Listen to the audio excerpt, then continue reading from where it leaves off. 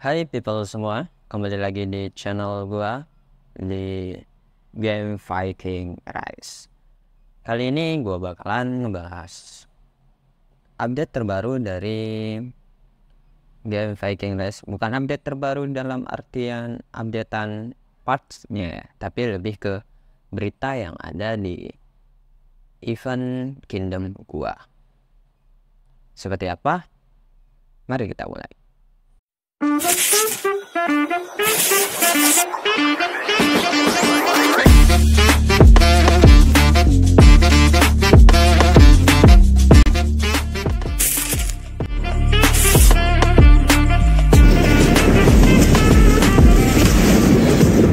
Jadi kali ini gue bakalan bahas soal event after KVK, yaitu adalah event migrasinya.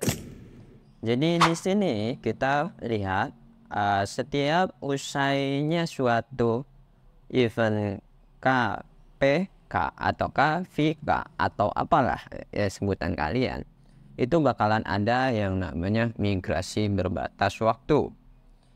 Tapi sebenarnya sebelum KVK 1 itu ada yang namanya migrasi juga. Dan kesempatannya jelas berbeda ya.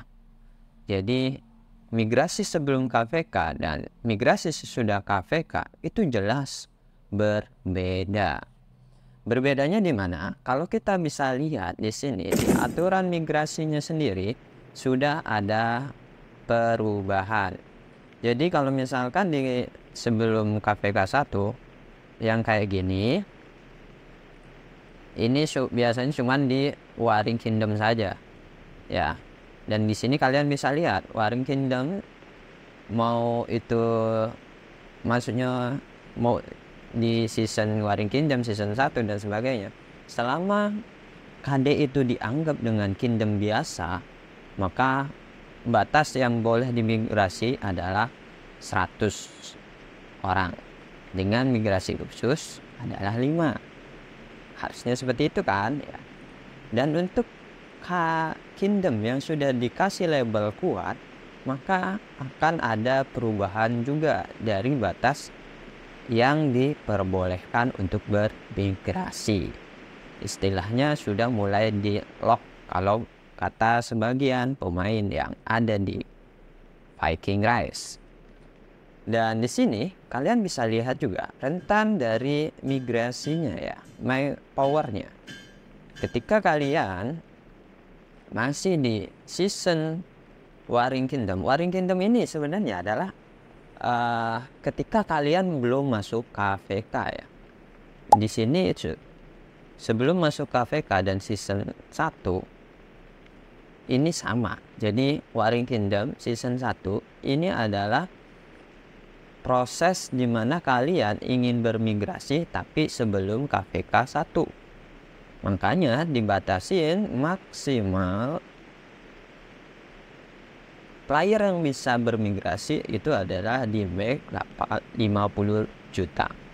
Tapi nanti di imigrasi season 2 atau KVK 1 selesai dan kalian masuk ke season 2, nah imigrasi ini dibatasi oleh power 80 juta. Dan migrasi inilah yang gue bahas kali ini, karena batasannya adalah 80 juta.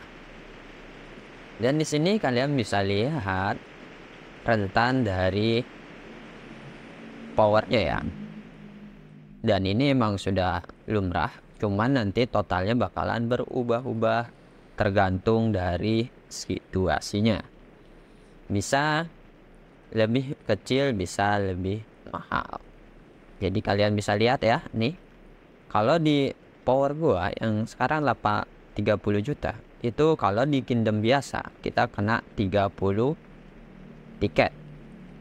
Di kingdom yang direkomendasikan atau ya dalam istilahnya kingdom rekomendasi itu adalah kingdom yang sepi, kingdom yang lemah, kingdom yang ditinggalkan oleh para playernya. Makanya di sini biaya migrasinya dipermudah dengan perbedaan sampai 6 tiket. Tapi ketika kalian ingin berpindah ke migrasinya ke kingdom yang dianggap kuat, itu bisa sampai ke 36. Jadi ada perbedaan 6 tiket juga. Jadi antara kingdom yang biasa aja, kingdom yang lemah, dan kingdom yang kuat itu ada perbedaan tiketnya. Dan kingdom yang kuat ini itu adalah ketika kingdom itu memiliki kekuatan keseluruhan itu hampir menyentuh 3,1 M. Kalau lebih jelasnya itu di sini ya, kalian bisa lihat sendiri. Ketika kalau kalian di scroll gini, nah di sini ya, Mac Power di sini nih, Mac Kingdom ini, ketika dia 3,1 miliar itu sudah dianggap sebagai kingdom yang kuat. Tapi kalau misalkan di bawah 3M, ini dianggap kingdom yang biasa aja. Makanya sebelum kingdom gua yang 255 ini dianggap kingdom kuat, kita melakukan yang namanya penurunan power. Dan itu bukan 1-2 kali ya, tapi emang banyak power yang diturunkan, dan itu mohon kerjasamanya. Kalau di sini kalau masih ada ya, ketika itu, nah di sini, jadi ada penyebaran atau himbauan dari para staff dari kingdom gua. Jadi di sini dituliskan untuk kita membuat semua pasukan kita memenuhi rumah sakit. Jadi biar total dari power yang tadi satu kingdom itu bisa jatuh atau bisa di bawah batas minimal sebelum dianggap ke kingdom yang kuat, kayak gitu ya. Dan apakah itu berhasil? Dan menurut gua itu berhasil. Karena kalau kalian bisa lihat ya, sekarang kingdom gua udah dianggap sebagai kingdom yang kuat karena dia sudah melebihi dari 3,1 miliar power. Tapi sebelumnya bisa dianggap kingdom yang lemah atau yang biasa aja. Itu dikarenakan himbauan yang tadi, kita sengaja menurunkan power kita. Dan efeknya, kenapa gue anggap itu berhasil? Karena di migrasi ini total yang bermigrasi itu adalah 101 ya, 101. Jadi kalau kalian bisa, mungkin kemarin gue nggak sempet ngeklik ya, tapi kalau misalkan dilihat di sini kalian bakalan lihat ya, perbedaannya sangat signifikan dari jumlah orang yang bermigrasi. Contoh ya, sebelumnya gue di konten gue yang soal migrasi, gue sudah bilang gue berasal dari 253. Dan kalau misalkan dilihat di sini tanggal gue tuh di sini, yaitu adalah 15 April 2024. Dan migrasi after KPK itu terjadi di 8 Juni 2024. Jadi sebelumnya yang pindah ke kingdom gua itu cuman berempat. Gua 1, 2, 3, cuman berempat.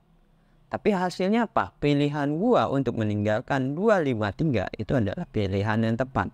Sehingga kingdom gua yang sekarang, yang dulunya tidak dipandang, ternyata menjadi pemenang dari KVK dan menjadi kingdom yang kuat. Sehingga dari total masuk yang di sini 105 kelihatannya, ternyata ada 101 player aktif yang berpindah ke kingdom gua, termasuk semua yang istilahnya dianggap sebagai apa ya, sebagai pausnya. Dan yang di atas 80 meg seperti ini yang berpindah, ini berarti dia sudah bermigrasi dengan jalur khusus. Makanya di sini tadi kalau kingdom biasa itu dibatasi sampai 100 migrasi ya. 100 migrasi. Kok ada satu? Nah, satunya itu adalah 5 migrasi atau player yang menggunakan jalur khusus. Jadi maksimalnya harusnya kita bisa menampung sampai 105. Tapi kan biaya untuk bermigrasinya tadi sudah kelihatan ya.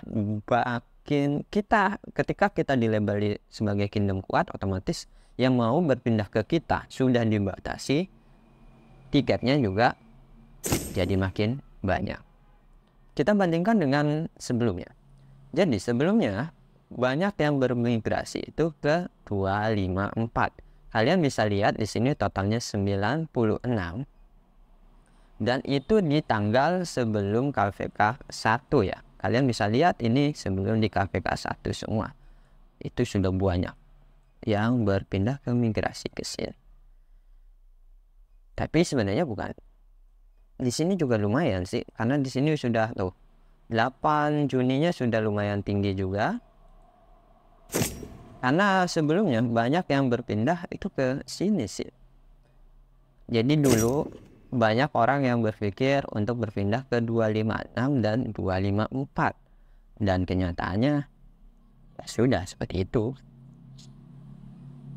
Dan sekarang seperti yang kalian lihat, kingdom kuat selanjutnya itu adalah 251. Tapi migrasi yang masuk hanya 55. Kenapa begitu? Karena dia sudah terlanjur dicap sebagai kingdom kuat. Makanya dibatasin yang masuk ke kingdom tersebut.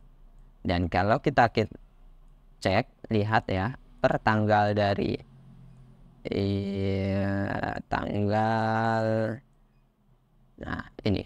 dari tanggal KVK after KVK 1, jumlah orang yang berpindah itu hanya beberapa.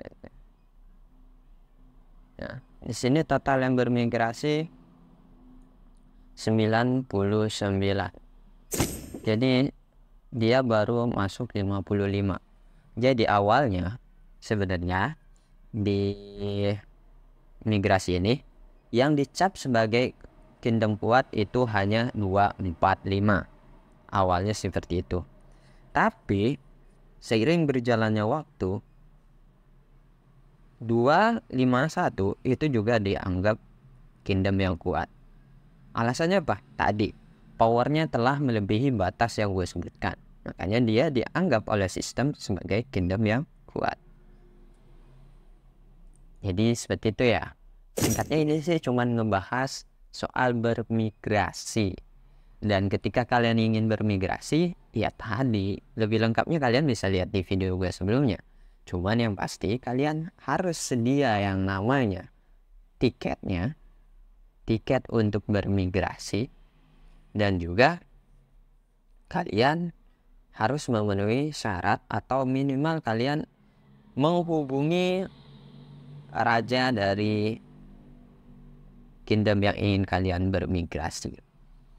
Jadi dengan adanya imigran-imigran ini, sekarang kingdom gua menjadi kingdom yang satu kuat, sudah jelas, dan banyak istilahnya paus. Nah, ini yang jadi permasalahannya. Kingdom kuat itu ada istilahnya selalu ada yang namanya plus dan minus. Minusnya adalah kalau kingdom kuat, kalian kalau pengen ikut yang namanya event utamanya kayak untuk hero, kalian harap menabung dengan sangat rajin. Karena kalau kalian bisa lihat di sini ya, poin yang dibutuhkan untuk kalian bisa masuk ke top 10 besar saja itu sudah membengkak sampai 70 juta. Padahal kalau kalian lihat di video gua sebelumnya, untuk masuk ke top 10 30 juta atau 25 juta itu udah cukup. Tapi sekarang sudah membengkak sangat jauh. Inilah kalau misalkan KD itu jadi KD yang kuat. Persaingannya semakin kuat karena banyak pausnya atau banyak spendernya. Jadi VR pertama spender yang diizinkan untuk menang mereka. Nanti di spender VR kedua spendernya ganti, atau per dua pengulangan VR baru diganti. Ya intinya kesempatan buat kalian yang free to play untuk masuk ke 10 besar itu sangat-sangat sulit. Bukan mustahil, tapi sangat-sangat sulit. Karena kalian harus mengumpulkan poin sebanyak itu. Solusinya gimana? Solusinya adalah ya kalian ikutin aja video gue yang sebelumnya. Solusinya untuk kalian yang ingin mengawalkan tingkat hero dan sebagainya, silahkan cek di sana. Ya sekalian promosi, karena kalau gue bahas semua ini bakalan lama banget ya, intinya gitu. Tapi di sisi lain, ketika Kingdom kuat itu sulitnya di sini, plusnya juga ada dong. Plusnya itu ya utamanya buat free to play, yang namanya hadiah peti ini nggak kurang-kurang ya. Jadi peti ini bakalan terus dan terus tersedia. Warna emas bakalan sering kalian temukan kayak gini.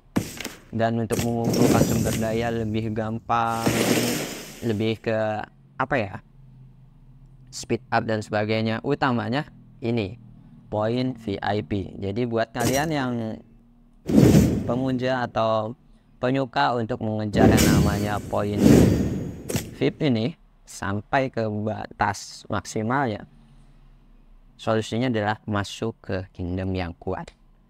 Karena hadiahnya sudah jelas, kemungkinan menang di KVK sudah jelas, dan banyak kelebihan yang lain. Walaupun untuk persaingan hero kalian sulit, tapi sebenarnya ada cara lain. Seperti event di sini itu adalah event Indomitable. Karena event ini adalah event yang jarang dilirik oleh kebanyakan spender. Jadi poinnya kalian bisa lihat banyak yang masih krucil-krucil yang bisa disalip kapan aja. Dan untuk masuk ke 10 besar juga masih mudah. Oke, itu aja informasi terbaru dari Kingdom 255 pasca event imigrasi KVK. Dan untuk rinciannya, aturan KVK dan sebagainya atau imigrasi gimana, kalian bisa merujuk ke video gua sebelumnya. Di sana juga udah dijelasin, karena aturannya nggak jauh beda, hampir mirip, pembatasannya aja yang berbeda, dan juga tingkat persaingan untuk bermigrasinya. Karena ya seperti kalian tahu, kingdom kuat itu selalu menjadi acuan dari kingdom yang lain. Itu aja yang bisa gua bagi untuk kalian. Jangan lupa di like, komen, subscribe, dan share ke teman kalian yang nggak tahu atau pengen tahu tentang game ini lebih lanjut. Salam Viking dan bye.